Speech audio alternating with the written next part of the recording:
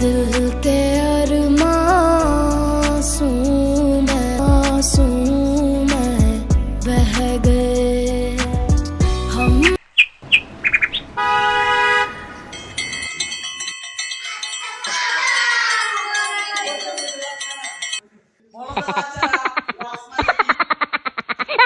Yes?